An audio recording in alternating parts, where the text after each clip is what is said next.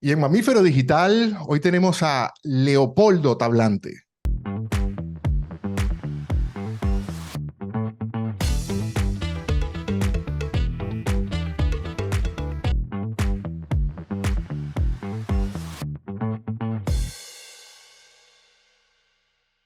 Bienvenido, Leopoldo, a Mamífero Digital. Gracias, comunicación transoceánica, gracias al exilio venezolano, me encanta. Mira, yo voy a hacer una pequeña reseña que conseguí de ti para que quienes nos ven sepan quién es Leopoldo Tablante. Naciste en el año de 1970, eres periodista y escritor y profesor universitario. Tienes tres facetas que son súper interesantes. Bueno, a mí me parecen súper interesantes. Y bueno, y tienes una larga trayectoria académica dentro de que te fuiste a estudiar a Francia, tienes un doctorado, una maestría, te graduaste en la Andrés Bello y adicionalmente a eso eres autor del ensayo Dólar de la Salsa, también Los Sabores de la Salsa, que ganó, por cierto, un premio de Jacobo Borges en el año 2005. Tienes el libro Relatos de Mujeres de Armas Temer y la novela Groovy. Si no me falla, creo que también tienes otra que es Hijos de su casa y también, bueno, ha sido columnista del diario El Nacional. Bienvenido a Mamífero Digital, Leopoldo. Gracias, Adolfo, por la invitación. Y sí, bueno, esa es mi historia. Básicamente, yo comencé mi carrera como comunicador en el año 90. Bueno, comencé realmente cuando comencé a estudiar en la Universidad Católica Andrés Bello, comunicación social. Me gradué en el año 93, pero mi primer trabajo, digamos, en comunicación lo conseguí en el año 90. Yo era asistente de producción en un programa de televisión en ese momento que se llamaba Sonoclips, lo cual fue una gran experiencia para mí por varias razones. En primer lugar, decidí que nunca más trabajaría en televisión en ese rol.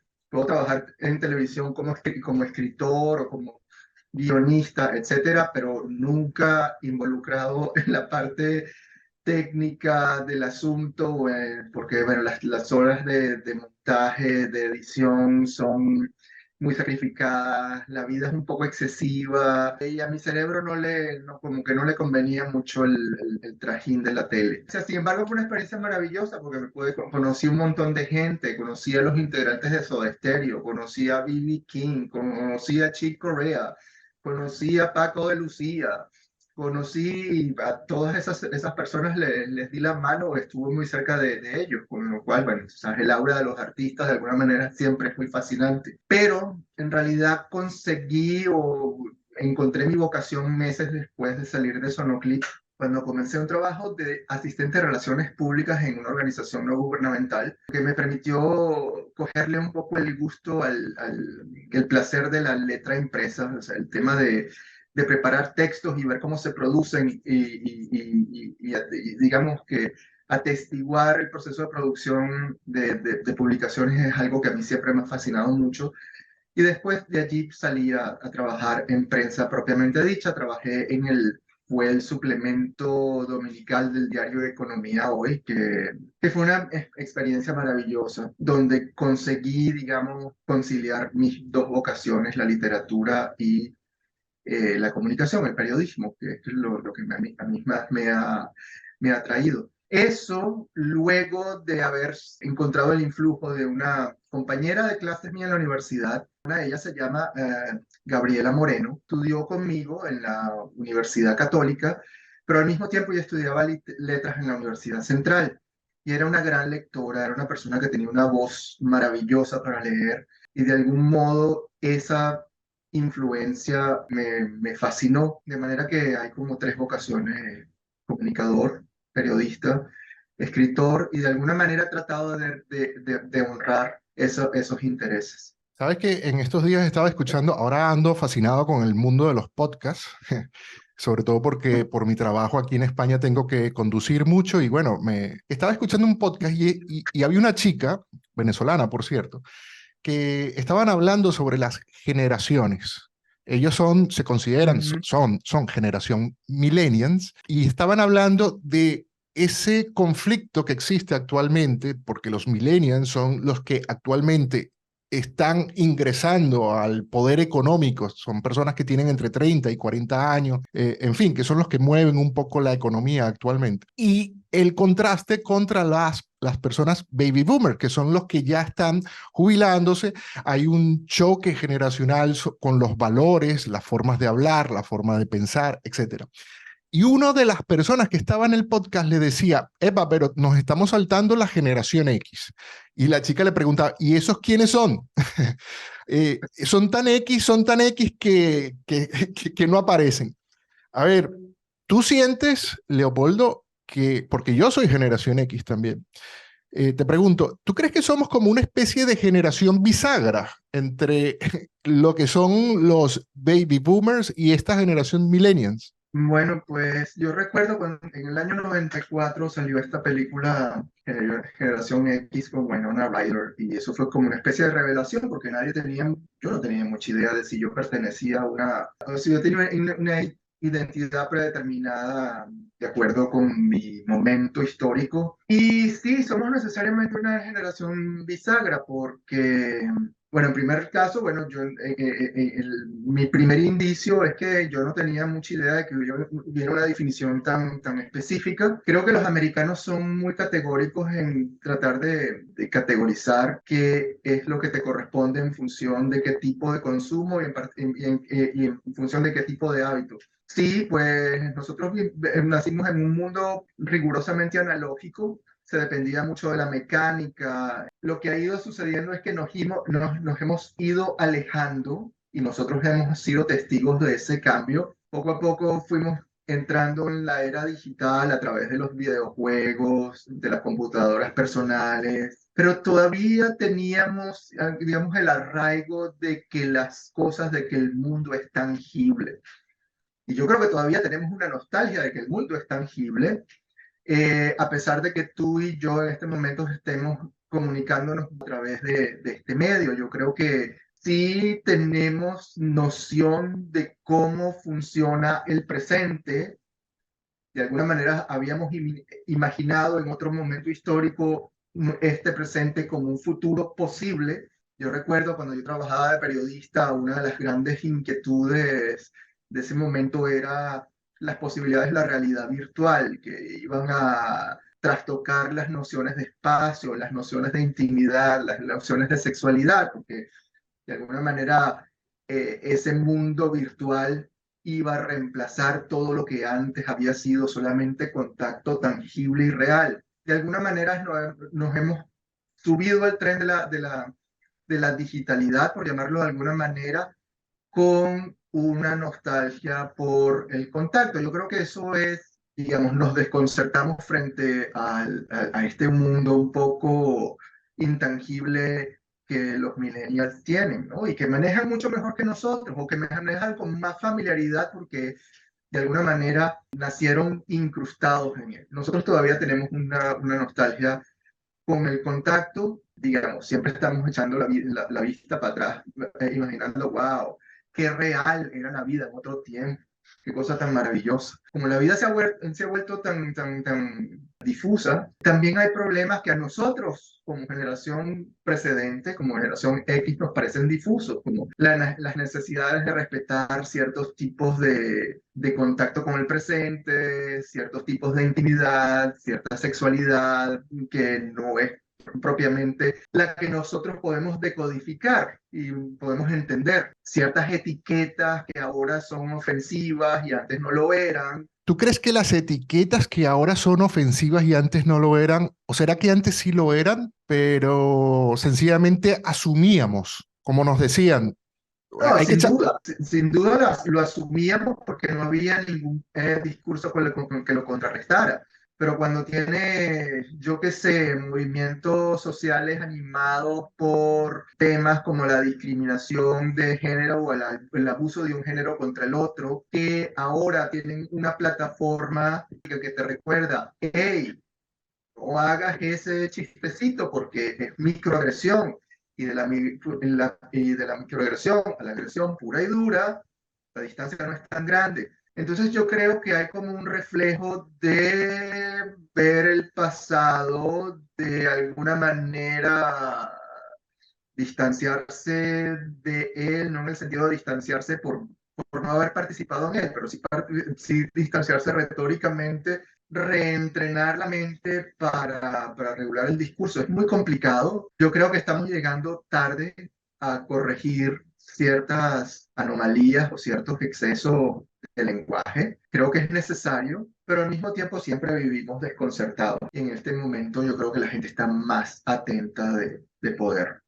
digamos, regular el discurso para dar cabida a la existencia de otras personas que no viven como nosotros y ya está, y lo tenemos que aceptar. Entonces creo que sí es un tema importante cómo ha evolucionado el discurso público sobre ciertos temas y cómo nos acomodamos nosotros a esa nueva realidad. Leopoldo, hay tres dimensiones que te definen a ti, de alguna manera. Periodista, profesor y escritor. Y hablando de este tema, precisamente del discurso, está el llamado neolenguaje o esta forma de hablar inclusiva. ¿Cómo lo percibes tú? ¿Es una transformación del idioma natural? ¿Es una transformación del idioma transgresora, intrusiva? ¿O sencillamente es una moda? No sé, ¿cómo lo percibes tú? No, no, no creo que sea una moda. Creo que está sucediendo un poco por imposición artificial. Creo que es justificado en el sentido de que de alguna manera le da legitimidad política y social, desde luego, a grupos que se han sentido sistemáticamente marginados e incluso acosados por el lenguaje más conservador oficial. ¿Te molesta cuando oyes hablar a No, alguien de esa manera? no me molesta. Me parece a veces que el esfuerzo de actualizar el discurso con esos nuevos aditamentos en el que hay terminaciones en que son inclusivas, masculino, femenino y todos los géneros que hay entre medio, complicado imprimirle naturalidad porque esa naturalidad no la reconocemos siempre todavía. Y se siente uno un poco arrinconado por el compromiso moral de corresponder a ese nuevo discurso, aunque no creo que sea un ensayo superfluo. Creo que hay mucho de reivindicación necesaria allí, pero también creo que es complicado implementar esos cambios sin sentirse un poco artificial, incluso un poco ridículo, porque a veces no reconocemos esas palabras. Yo creo que va a venir con el tiempo, pero nuevamente volvemos al tema de la generación bisagra. Yo creo que a nosotros todavía nos da nostalgia un mundo que poco a poco se ha ido yendo. No hay nada menos improvisado que la vida de una persona. ¿Es posible que en el Leopoldo Tablante, escritor, haya nacido o esté por nacer un personaje que hable de esta manera? ¿Te lo has planteado?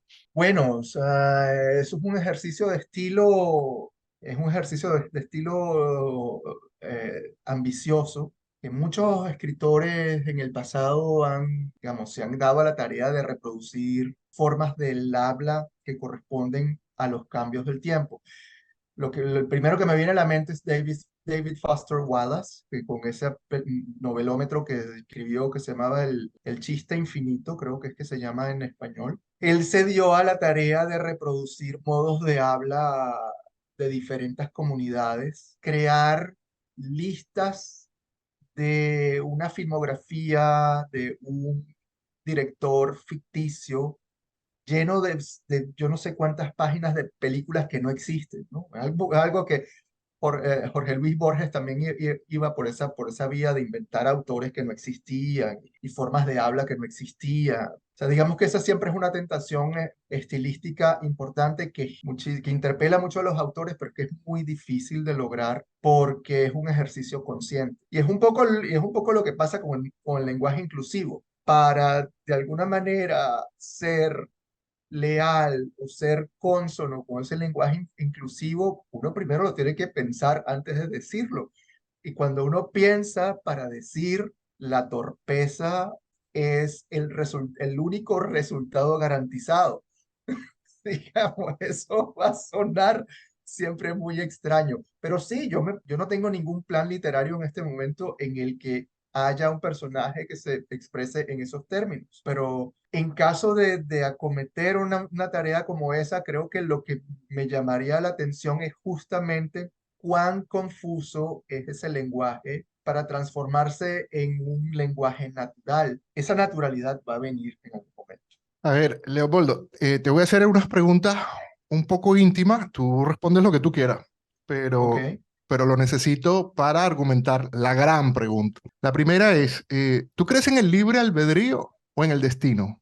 No, yo creo en el libre albedrío. ¿Crees en la existencia de un ser creador o eres agnóstico o ateo? Yo soy agnóstico, yo sí creo que hay una fuente primigenia de energía que de alguna manera determina ciertas relaciones entre nosotros y el medio ambiente. Y medio ambiente estamos hablando de nosotros mismos también. Tratar de forzar, romper, alterar esos modos de comunicación es el acto más contradictorio y más absurdo que podemos hacer. En ese acercamiento que estamos teniendo la humanidad hacia el conocer el universo y conocernos a nosotros mismos, quizás la mayor de las responsabilidades, por lo menos desde el punto de vista científico, lo tienen los físicos, porque son los que están tratando de entender los fenómenos. Sin embargo, la parte artística es la que busca entender, abstraerse en la sensibilidad. Pero entonces aquí es donde voy con mi pregunta. Durante mucho tiempo la comunidad científica ha ido hacia el determinismo, una forma que no contempla el libre albedrío, simplemente respondemos a fuerzas de la naturaleza, incluso nosotros lo que creemos que pensamos o decidimos no es realmente una decisión, es una ilusión. Cuando tú escribes, tú de alguna manera estás siendo determinista porque estás creando un universo donde tus personajes van a hacer solamente lo que tú quieres que hagan, pero las emociones de quienes te van a leer a ti son reales. Yo te hago la pregunta, me dices que crees en el libre albedrío, me dices que crees, eres agnóstico, pero crees en esta entidad. Cuando tú escribes, creas, tus personajes son libres. No, en términos de personajes, creo que, bueno, eso lo dijo primero Pirandello, ¿no? Luigi Pirandello, el dramaturgo italiano, escribió una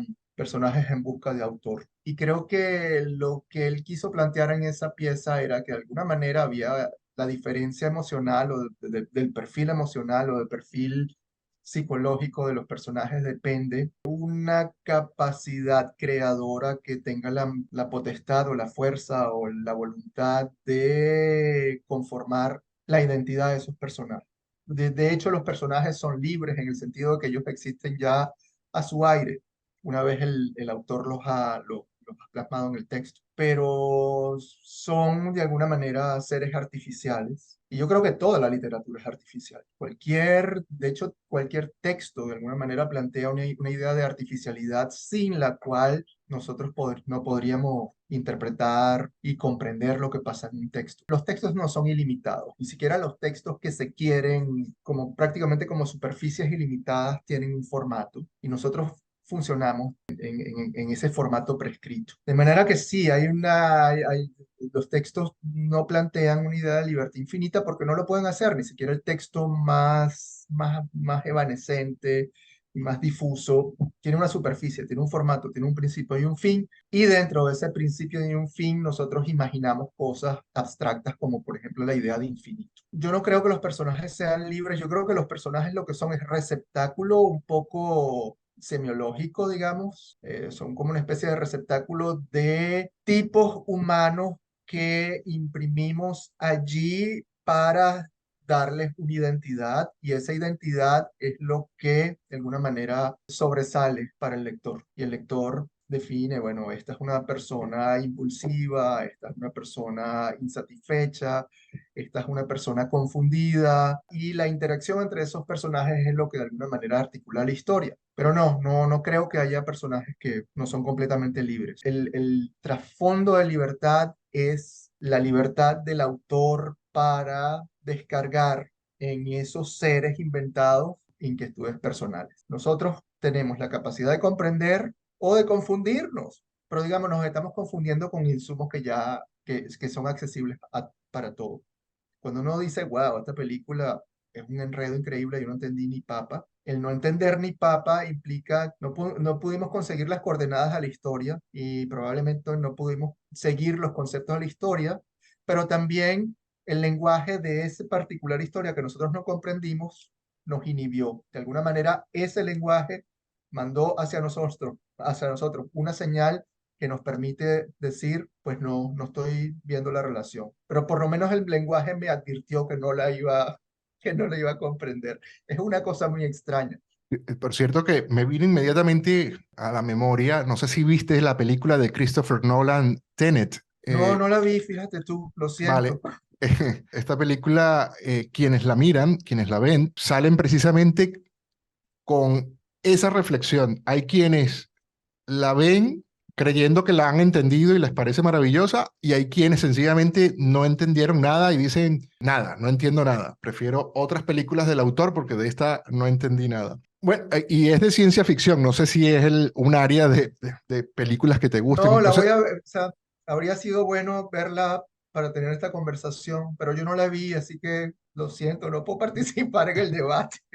bueno, pero te la dejo ahí. Si yo te preguntara a ti, me hicieras una crónica. Bueno, antes de pedirte la crónica, ¿cuántas veces te has ido de Venezuela? Emigrado, quiero decir. Me he ido 2 veces, pero han sido 2 veces bastante definitivas, digamos. Me fui primera vez, en la primera ocasión me fui en el año 95, me fui a Francia y volví 7 años más tarde. Y en esos 7 años solamente volví hacia el final, digamos. Tuve como casi 6 años fuera. Cuando yo me voy, tengo tendencia a realmente creerme que me fui, digamos, a tratar de, en la medida de lo posible, de asimilarme lo más posible. Cuando me fui la primera vez a Francia, yo terminé viviendo en el norte, en el noroeste de Francia, en un pueblo en Bretaña, donde por supuesto la sensación de estar fuera de contexto era mucho más intensa que estar en una gran ciudad como París o como Lyon, como Marsella.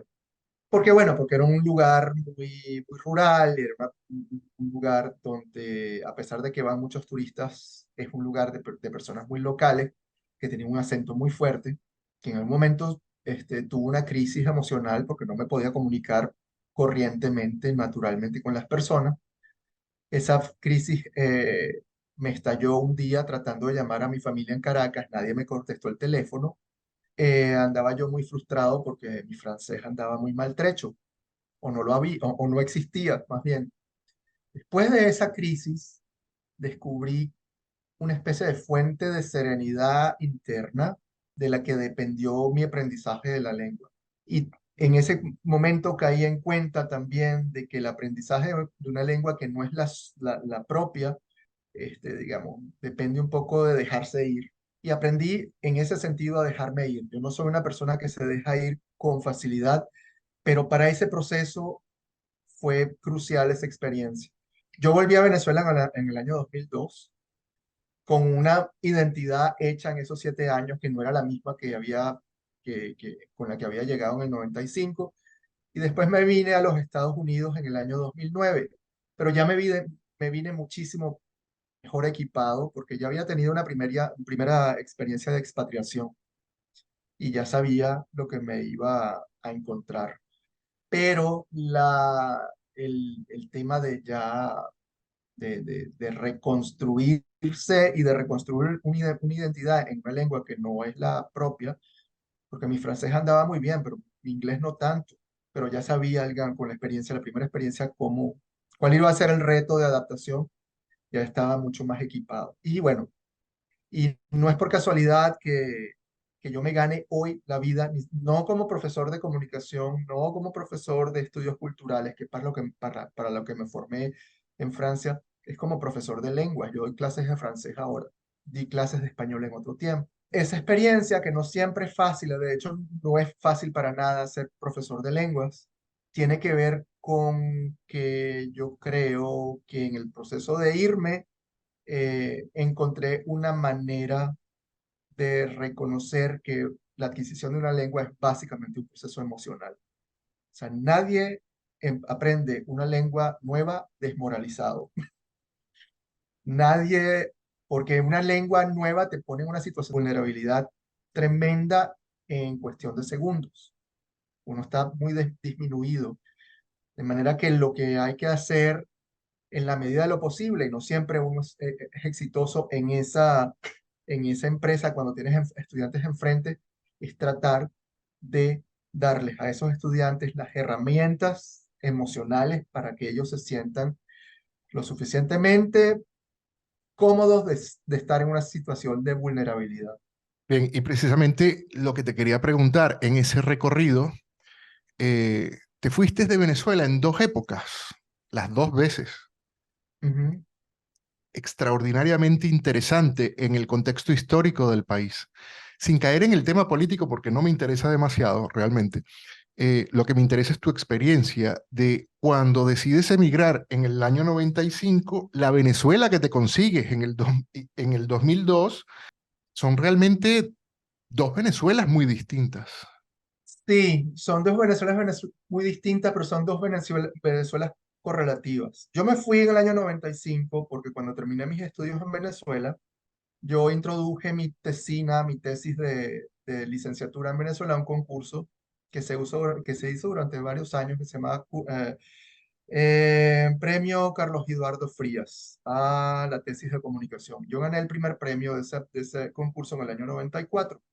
Digamos que el premio gordo de ese concurso en ese momento era una beca de la Fundación Gran Mariscal de Ayacucho para cursar estudios de tercer nivel en el extranjero. Pues yo decidí irme a Francia un poco porque, bueno, era escritor y tenía una buena amiga viviendo allá y a lo largo del tiempo de mi vida de lector, no lo puedo negar, sucumbí un poco al mito de la Francia literaria y el tema, yo quería descubrir eso. ¿Tú tenías un master plan de migración y de estudiar afuera o se te atravesó con este premio que te ganaste? No, yo tenía un master plan, yo siempre lo quise hacer. De hecho, yo trabajé de reportero en este periódico que te comenté antes, Domingo Hoy, y renuncié en noviembre del año 93 con el propósito de irme a Europa a viajar. De hecho, y tenía toda una estrategia montada para hacer ese sueño realidad. En ese momento abrí una cuenta que pagaba intereses más altos, entonces depositaba una cantidad importante de mis ingresos en esa cuenta para que engordaran un poquito más. Y al final de ese tiempo tenía una suficiente cantidad de dinero para hacer mi viaje. E hice mi viaje. Me fui, eso lo recuerdo bien, creo que llegué a Madrid el 8 de diciembre del año 93. Yo soy un poco temible con las fechas. Una cosa, mis amigos me tienen miedo. Era 8 o 10 de diciembre, en fin, no lo recuerdo por esos días, entre el 8 y el 12. Y yo me quedé prácticamente 3 meses en Europa. Mi experiencia de pregrado en la universidad, yo tenía pensado hacer ese viaje. Como en mi casa no había dinero para que mi familia me financiara la aventura, pues yo decidí financiármela por mí mismo. Y me funcionó. Yo volví en el año en febrero del 94 y en febrero del 94 estaba yo en un bar en Madrid donde mi hermano había trabajado antes porque él había vivido en Madrid un par de años y de pronto en el bar suena el teléfono y era mi mamá, que alguien había llamado aparentemente ese día para decirme que yo me había ganado el primer premio de esa beca, que implicaba financiamiento para irme a estudiar afuera. Bueno, yo creo que ese fue el día más feliz de mi vida porque yo tenía previsto volver, trabajar para volverme a ir. Y las cosas sucedieron un poco en el intervalo de tiempo en el que se suponía que debían suceder. Si yo no me hubiera ido con ese financiamiento, igual me habría ido porque lo tenía como entre ceja y ceja. Y no, sí había un master plan, no tenía mucha idea de cómo ejecutar el master plan, porque bueno, pero sí había como una predisposición. Si le creemos a los físicos cuánticos que había un quantum de energía que me atraía hacia esa nueva realidad, yo creo que, bueno, yo estaba irradiando esa energía en esa dirección desde hacía un rato. Y para volver a tu pregunta de las dos Venezuelas, sí, había dos, o sea, yo me fui en el año 95 en el que había una realidad muy específica y volví en el año 2010 en el año 2002 en el que había una realidad muy específica también. Sin embargo, me parece que esas dos realidades eran correlativas. De hecho, cuando yo me fui, en el año 94 ocurrió la crisis bancaria venezolana y el financiamiento que a mí me habían ofrecido para irme a estudiar desapareció de la noche a la mañana, con lo cual llegué a Europa sin beca, sin financiamiento, sin nada, y tuve que poner a mi familia en Caracas a negociar el dinero o el financiamiento que había desaparecido. Al comienzo era solamente una beca que no tenía yo que pagar, y después fue un crédito educativo que me puse a buscar garantes y gente que me apoyara y fiadores, etcétera, que no estaba planteado en el guión. Y me pasé yo en Europa, ¿cuánto? No sé, año y medio en situación ilegal porque no tenía cómo justificar mi presencia allá, no podía trabajar, digamos, trabajaba de maestro de español en negro, para poder pagar la renta, en fin, fue toda una odisea increíble.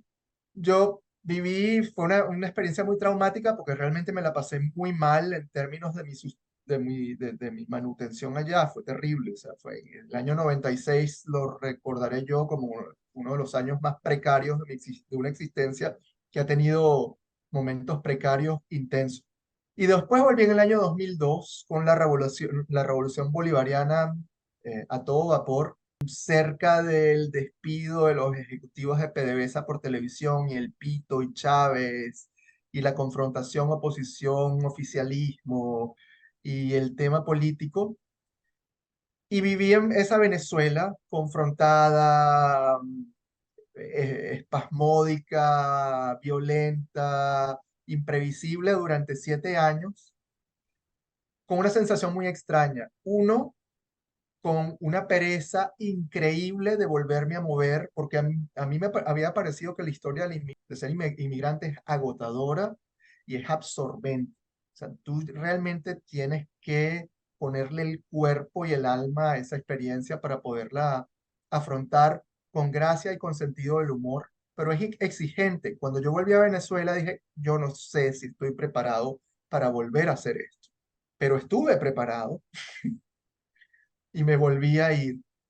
Y en ese intervalo entre el año 2002 y el año 2009, aparte de esa pereza de volverme a tener que ir, sentía, esa duda de cuándo me voy a tener que volver a ir. Mañana, pasado mañana, qué fastidio, no lo quiero hacer, pero hay que hacerlo. Esto no va a aguantar, pero esto va a llegar. De alguna manera fue como una especie de generador de insomnio entre el momento en que llegué hasta el momento en que me fui en el 2009. Fue una cosa muy extraña. Supongo que te gusta estudiar. Sí me gusta, fíjate tú, me gusta, creo que da la impresión de que me gusta más de lo que realmente, es, no porque no me guste, sino porque siento que la academia tiene sus maneras un poco forzosas y forzadas de inculcar, conocimiento. Sin embargo, sí, o sea, han sido experiencias muy formativas para mí en el sentido, más que experiencias académicamente formativas, han sido experiencias que me han definido mucho como ser humano y han definido muy claramente mis necesidades. Yo, por ejemplo, trabajo muy mal cuando las expectativas son muy específicas. Una es la experiencia europea en Francia. En Francia la academia es increíblemente exigente. Las relaciones sociales determinadas por la academia son increíblemente exigentes.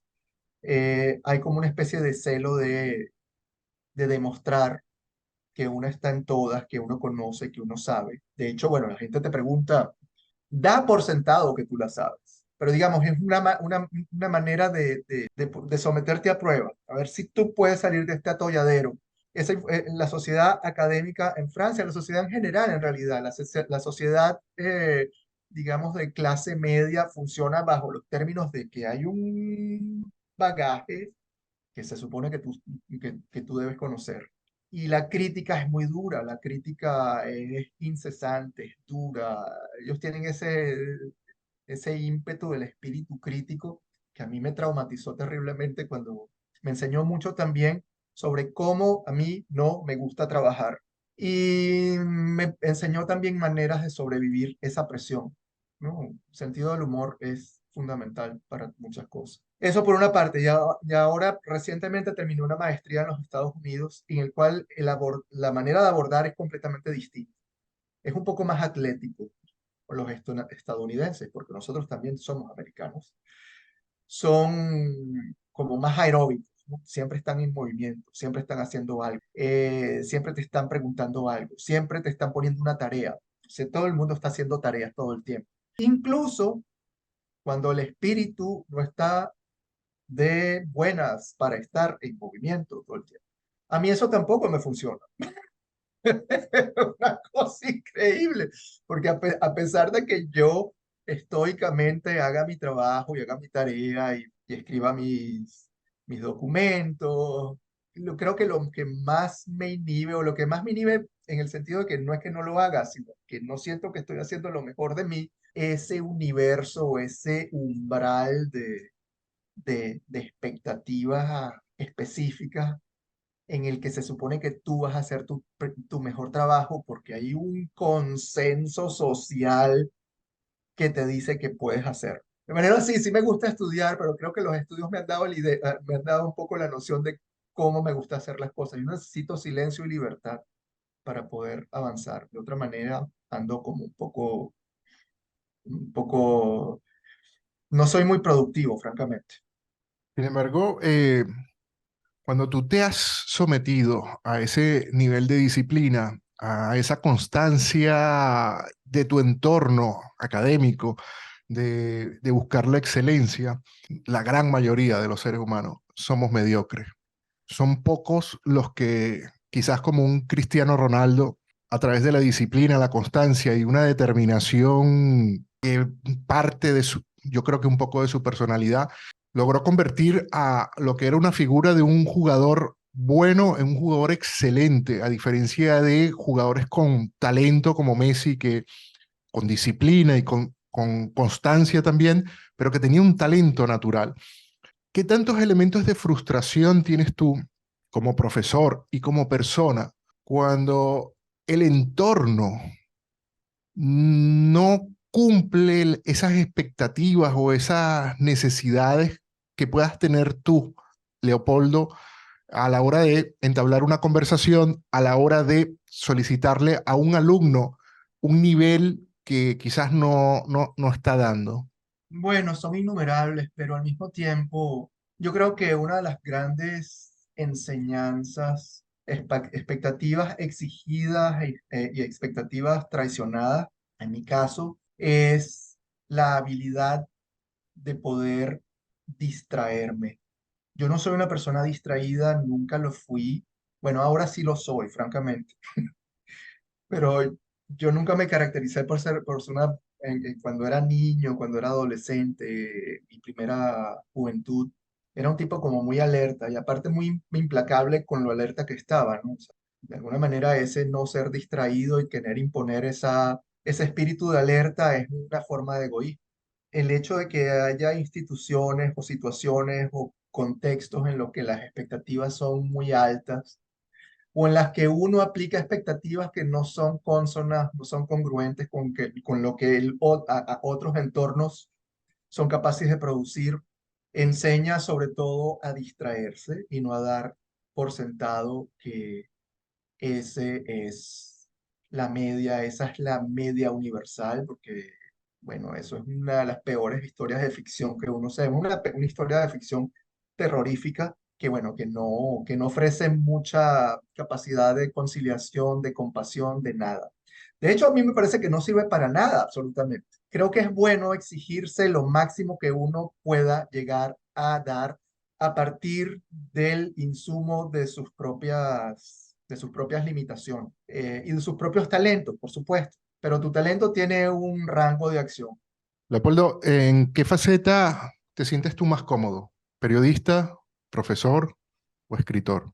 Escritor, fíjate tú, a mí me encanta el periodismo, lo practiqué intensamente de hecho, en un intervalo relativamente corto. Fui columnista de opinión, de política, cosa que fue una asignación muy extraña, porque realmente yo no transito mucho por la vía del periodismo político confrontacional y lúcido en función de cuáles son los movimientos o los grupos que determinan la dialéctica política del país. Pero la literatura es una actividad muy incierta, muy azarosa, o sea, digamos, nada, yo no vivo de esto para nada. Yo no tengo ni siquiera mucha idea de si voy a vivir de esto, probablemente no. Y no porque me quiera autosabotear, sino porque el tipo de cosas que hago yo tienen una función mucho más terapéutica que una función digamos, de satisfacción de expectativas sociales. Pero la literatura a mí me pone, no solamente me ha permitido poner mi vida en claro, no solamente me ha permitido poner conceptos o nociones de mi propia individualidad en claro, me ha ayudado a tratar de conseguir el lugar que me corresponde en el mundo, sino porque la literatura me alinea. Y cuando te digo alinea, no estoy hablando de la alineación cósmica, no estoy hablando de que es una especie de carta astral para mí, sino que me pone en un lugar en el que físicamente me siento bien. Así esté yo contando la historia más rupestre, más pedestre, más básica y más prosaica, el hecho de poder articular un discurso que va de un punto a otro, el hecho físico de poner palabras o poner palabras y poner letras una detrás de la otra, de alguna manera me regulariza, yo qué sé, pero creo que lo que más me interesa de todo esto es que la literatura me permite estar en paz.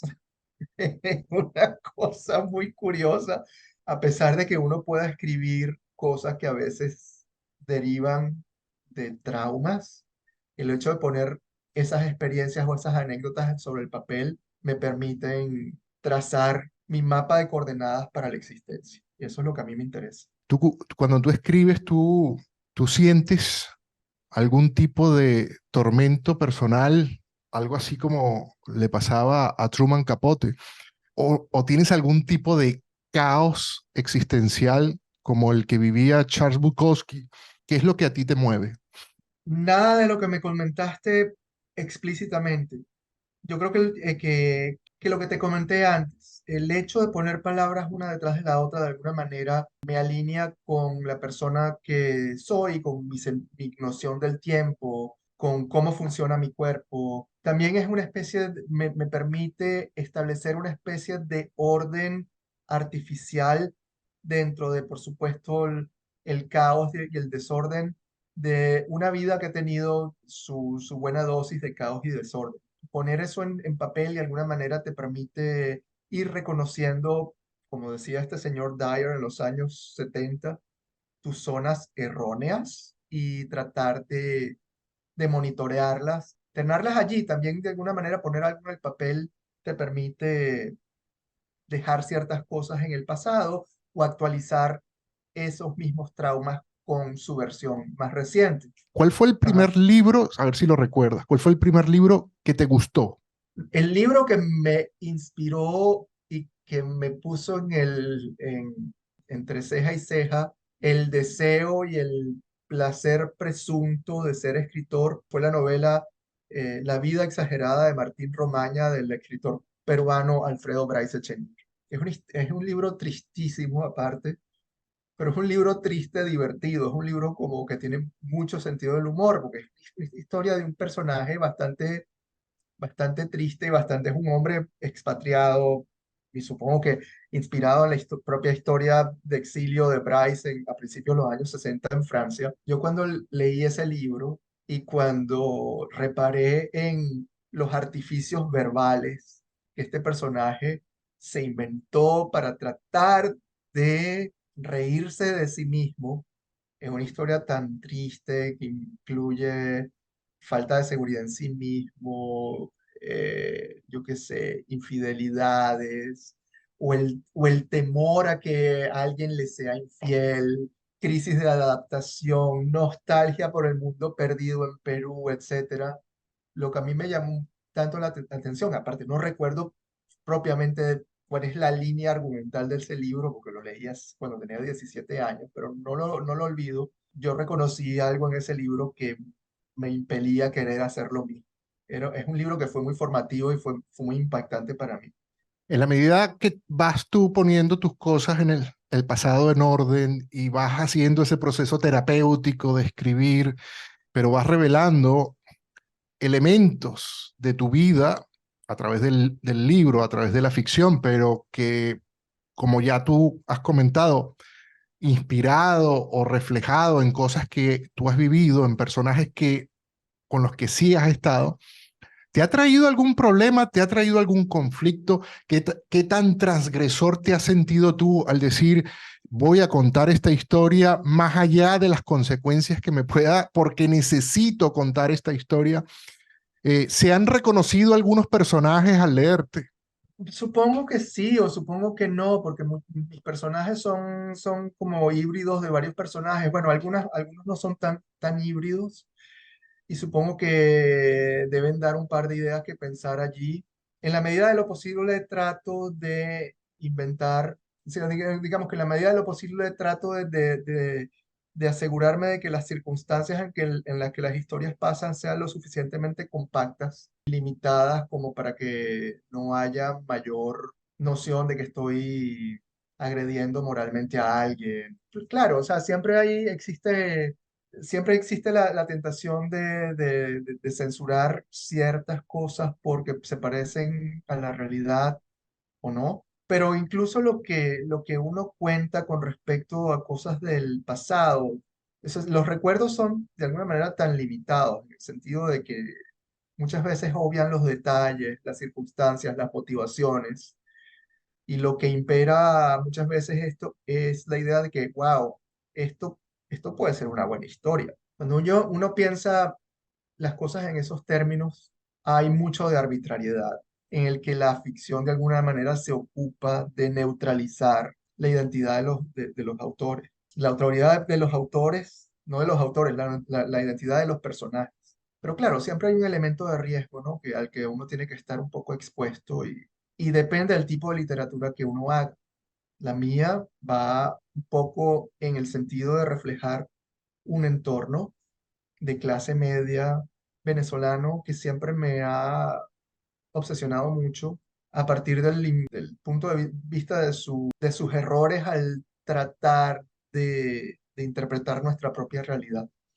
Digamos, eso no nos distancia de muchas otras sociedades, pero digamos, no somos pioneros, pero a mí me interesa, me interpela mucho eso. Para finalizar con la idea de los referentes, ¿qué libro te recomendaron masivamente quizás y tú no pudiste con él? Sencillamente porque no te gustaba, porque no te gustaba el estilo, te pareció incluso mediocre o sencillamente no era para ti. No lo sé. Hay un libro que yo siempre quise leer desde cuando yo entré a la universidad, que fue en el año 1988. Se prendió todo este revuelo por el libro de Salman Rushdie, los versos satánicos, que yo nunca leí cuando era joven. Y de alguna manera tenía para mí ese componente de un libro que había condenado a un hombre. O sea, de hecho, condenó a un hombre porque Rushdie fue atacado brutalmente por un integrista islámico el año pasado de una manera terrible, con secuelas físicas para él. Perdió un ojo, la movilidad de un brazo, creo que el brazo derecho, digamos, de alguna manera ese libro verdaderamente fue una condena para su autor. Y a mí se me ocurrió que eso era una deuda moral que yo tenía, como era posible que yo no hubiera leído ese libro que había sido tan importante y sigue siendo importante. Y lo compré, fui a una librería, lo compré, lo leí, comencé a leerlo, leí las primeras 170 páginas y de nuevo la vida académica tomó su ritmo y me interrumpió la lectura. Yo generalmente no interrumpo libros, incluso si no me gustan, los llego hasta el final, aunque ya lo hago menos, cuando ya no ando yo como muy seducido por la historia. Comencé a leerlo, me pareció increíblemente rebuscado y lo comencé a leer otra vez y lo entendí. Digamos, sí, es un libro que tiene sentido, es un libro que tiene mucha inventiva, es un libro absolutamente, es bastante, no sé, es como espasmódico, demasiado sutil en sus referencias, son referencias importantes, yo lo entiendo, e inventivas, tiene muchísima imaginación, tiene muchísimo de onírico, pero a mí en algún momento me pareció bastante inmanejable. Digamos, tenía que hacer un esfuerzo de concentración consciente para poder disfrutar el libro. Fue algo que me pasó igual con ese libro de David Foster Wallace, La broma infinita, que es un libro probablemente desde el punto de vista estilístico muy importante, pero es un libro que inhibe lectores. Sin embargo, es un libro mítico y es un libro que tiene una importancia insoslayable en el mundo de las letras, pero fueron 6 meses de ardua lectura que justamente se han transformado en la broma infinita. Entonces, yo digo, ¿cómo es posible que hayas invertido tanta energía vital en un libro que lo que trae a tu mente es básicamente confusión, ¿no? A pesar de que hay un tema ahí de parodia de la historia, de la vida americana que es interesante, Gracias por tu tiempo, gracias por por supuesto. por esta conversación. Y antes de irnos, antes de despedir este episodio, me gustaría que quienes nos están escuchando, si quieren conocer la obra de Leopoldo, ¿cuál sería el libro con el que tú quisieras o tú piensas que sería el libro ideal para que empezaran a leerte? Bueno, yo creo que el libro que hasta ahora a mí me satisface más de los que he escrito es mi última novela publicada que se llama Manda Madre, que es justamente una historia de auge y caída de una familia venezolana a partir de sus propias deficiencias morales. Es un poco una historia que traza esa vida contemporánea venezolana desde el comienzo de los años 60 hasta comienzo de los años 2000, que es un poco el contexto histórico del libro.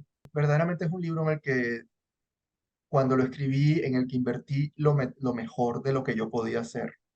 Creo que es una historia que interpela y yo estoy bastante satisfecho de ese libro. Probablemente es el libro mío del que me siento más contento hasta ahora. Tengo varios proyectos por ahí, pero ese creo que, digamos, concentra el tipo de literatura que a mí me gustaría seguir haciendo. Perfecto. Bueno, era Leopoldo Tablante para Mamífero Digital.